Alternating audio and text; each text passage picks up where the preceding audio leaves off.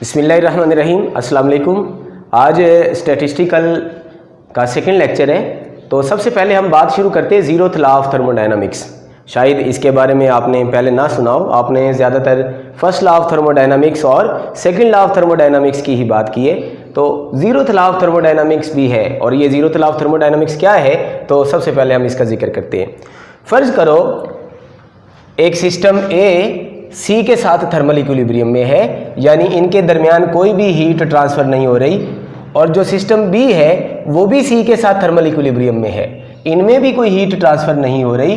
तो फिर ए और बी ये दोनों भी आपस में थर्मल इक्विलिब्रियम में होंगे, यानी इनके दरमियान भी कोई हीट ट्रांसफ़र नहीं हो रही होगी। इसको हम ज़ीरोथ लॉ ऑफ थर्मोडायनामिक्स कहते हैं। तो if A and B are separately in thermal equilibrium with the third system C, then A and B are also in thermal equilibrium। ये इसकी डेफिनेशन है। तो ज़ीरोथ लॉ से हमें ये पता चला कि ऐसी कोई तो प्रॉपर्टी है, ऐसी कोई तो क्वांटिटी है जो इन दोनों की सेम हो गई है, जिसकी वजह से कोई हीट ट्रांसफ़र नहीं हो रही। अगर इन दोनों की वो प्रॉपर्टी सेम है और इन दोनों की सेम है, तो फिर इन दोनों की भी सेम होगी, ऐसी कोई तो प्रॉपर्टी है। तो first zeroth law of thermodynamics ने एक नई क्वांटिटी इंट्रोड्यूस की, जिसको हम टेम्परेचर कहते हैं। अगर इन दोनों का टेम्परेचर सेम है तो इनमें ये थर्मल इक्विलिब्रियम में होंगे, तो इन दोनों का भी सेम है तो ये दोनों भी थर्मल इक्विलिब्रियम में होंगे, तो फिर इन दोनों का टेम्परेचर भी सेम होगा, यानी ये दोनों भी थर्मल इक्विलिब्रियम में होंगे। अब हम फर्स्ट लॉ ऑफ थर्मोडायनामिक्स की तरफ चलते हैं। फर्स्ट लॉ ऑफ थर्मोडायनामिक्स असल में law of conservation of energy है इन थर्मोडायनामिक्स। थर्मोडायनामिक्स के अंदर law of conservation of energy को हम फर्स्ट लॉ ऑफ थर्मोडायनामिक्स का नाम देते हैं। तो इसका मैथमेटिकल फार्मूला है Q is equal to delta U plus W। सबसे पहले हम इसकी डेफिनेशन करते हैं कि फर्स्ट लॉ ऑफ थर्मोडायनामिक्स क्या है। अगर आपके पास एक सिस्टम है और आप इसको हीट देते हैं, तो ये हीट यानी एनर्जी देते हैं, तो ये एनर्जी ज़ाया तो नहीं होगी, ना क्रिएट हो सकती है ना डिस्ट्रॉय हो सकती है, लेकिन वन फॉर्म से अनदर फॉर्म में कन्वर्ट हो सकती है। तो ये जो आपने एनर्जी दी है हीट की फॉर्म में, ये किधर जाएगी? ये कुछ तो सिस्टम के अंदर स्टोर हो जाएगी, और कुछ गैस की एक्सपेंशन हो सकती है, वर्क डन करने में यूज़ हो सकती है। यानी आपने सिस्टम को जो हीट एनर्जी दी है वो किधर गई? कुछ सिस्टम के अंदर स्टोर हो गई और कुछ वर्क करने में यूज़ हो गई। इसमें ये जो Q है दैट इज़ हीट, इसमें जो डेल्टा U है, U हम यूज़ करते हैं फॉर इंटरनल एनर्जी, और डेल्टा U से मुराद चेंज इन इंटरनल एनर्जी, और यहाँ पे जो W है दैट इज़ वर्क डन या मैकेनिकल एनर्जी। तो सबसे पहले हम बात करते हैं what is internal energy. System के अंदर जो भी सब्सटेंस है आपके पास, उसमें मॉलिक्यूल्स होंगे, एटम्स होंगे। मॉलिक्यूल्स या एटम्स के पास जितनी भी तरह की एनर्जीज हैं, उन सब एनर्जीज का जो सम होगा वो कहलाएगा internal energy. Sum of all forms of molecular energies is called internal energy. अब मॉलिक्यूल के पास कौन सी एनर्जी हो सकती है? मॉलिक्यूल्स के दरमियान अट्रैक्शन की वजह से पोटेंशियल एनर्जी हो सकती है, मॉलिक्यूल्स की मोशन की वजह से काइनेटिक एनर्जी हो सकती है। मॉलिक्यूल तीन तरह से मोशन कर सकते हैं। एक तो ट्रांसलेशनल मोशन, जिसमें वो मॉलिक्यूल एक जगह से दूसरी जगह जा सकता है, एक रोटेशनल मोशन, और तीसरी वाइब्रेशनल मोशन। तो इसका मतलब मॉलिक्यूल के पास पोटेंशियल एनर्जी हो सकती है, ट्रांसलेशनल काइनेटिक एनर्जी हो सकती है, वाइब्रेशनल काइनेटिक एनर्जी हो सकती है, और रोटेशनल काइनेटिक एनर्जी हो सकती है। तो मॉलिक्यूल के पास जितनी भी तरह की एनर्जीज हैं, उन सब एनर्जीज का जो सम होगा that is internal energy, sum of all forms of molecular energies. तो अगर आप किसी सिस्टम को हीट देते हैं तो पॉसिबिलिटी है या तो हीट सारी सिस्टम में स्टोर हो जाएगी, पॉसिबिलिटी है या हीट सारी वर्क करने में यूज़ हो जाएगी, पॉसिबिलिटी ये भी है कि कुछ हीट वर्क में कन्वर्ट हो जाए और कुछ सिस्टम के अंदर स्टोर हो जाए। ये पॉसिबिलिटीज़ मौजूद हैं। तो फर्स्ट लॉ हमें बताता है कि अगर हम किसी भी सिस्टम को हीट देते हैं तो उसमें क्या चेंजेस आएंगी। तो अगर हम हीट देते हैं तो इसमें तीन पॉसिबिलिटीज़ हैं, या तो वो इंटरनल एनर्जी में कन्वर्ट हो जाएगी, या वो वर्क करने में यूज़ हो जाएगी, या वो दोनों में यूज़ हो जाएगी। कुछ स्टोर हो जाएगी, कुछ वर्क करने में यूज़ हो जाएगी।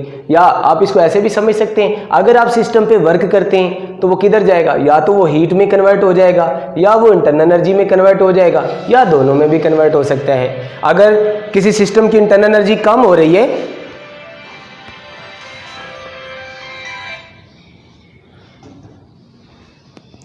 अगर सिस्टम की इंटरनल एनर्जी कम हो रही है तो दो पॉसिबिलिटीज़ यहाँ भी मौजूद हैं, वो वर्क डन करने में यूज़ हो सकती है, वो हीट की शक्ल में भी कन्वर्ट हो सकती है, और तीसरी पॉसिबिलिटी है वो दोनों में भी कन्वर्ट हो सकती है।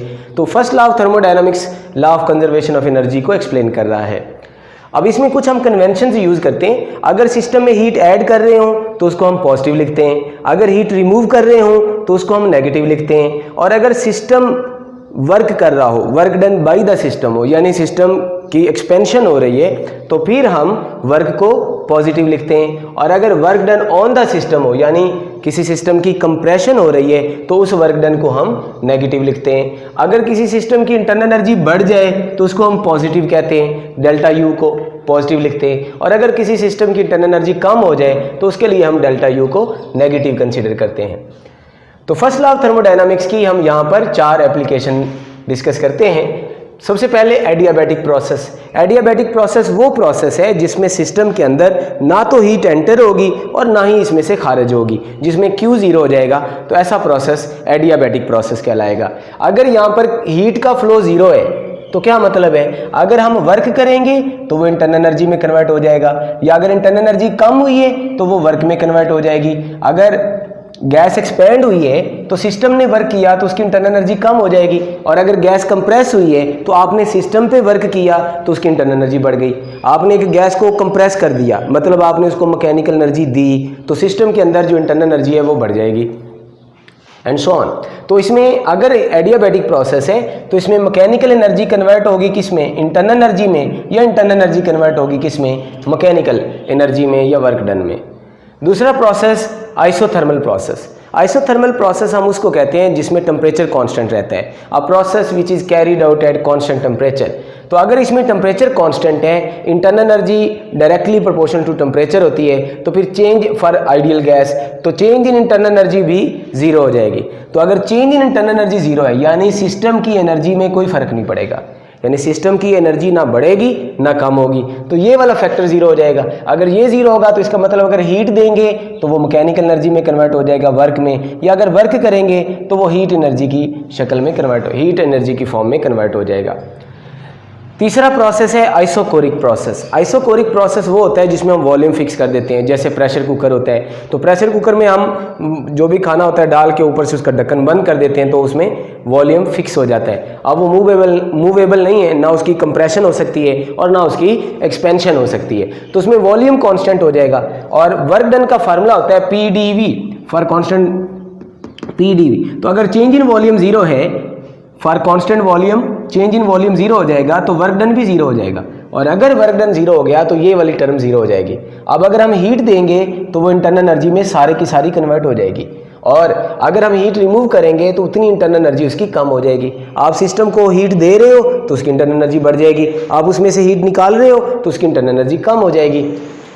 चौथा प्रोसेस है हमारे पास आइसोबैरिक प्रोसेस। ऐसा प्रोसेस जिसमें सिस्टम का प्रेशर कांस्टेंट रखते हैं हम, ऐसे प्रोसेस को हम आइसोबैरिक प्रोसेस कहते हैं। आइसोबैरिक प्रोसेस में इसमें से कोई भी टर्म 0 नहीं हो रही है, तो अगर हम हीट देंगे तो वो कुछ इंटरनल एनर्जी में कन्वर्ट हो जाएगा, कुछ वर्क करने में यूज़ होगा।